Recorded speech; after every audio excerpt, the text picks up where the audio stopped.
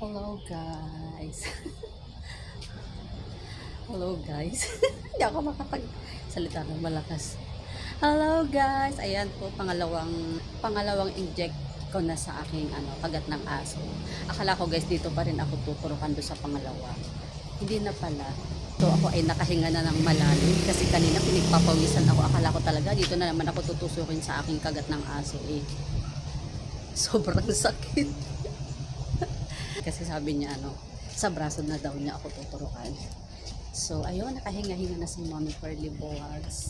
At ako ay sumaglit lang dito kasi mabilis lang yung tusok ni Dr. sa akin. Balik ko na isa daw sa October 7. Ayan guys, maglalakad-lakad ako kasi nandun sa baba yung sakayan.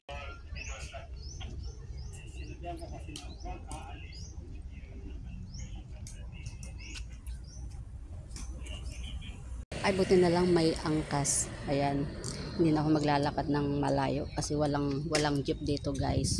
Ang nandito ay mga angkas. Kanina 100 yung pamasahe ko, ngayon ay 50 pesos. Ayan, 50 pesos mula dadaan sana ako ng festival para magpalamig. Hindi na lang magpapalamig kasi hi kuya, kawit ko muna sa vlog ko. Hey.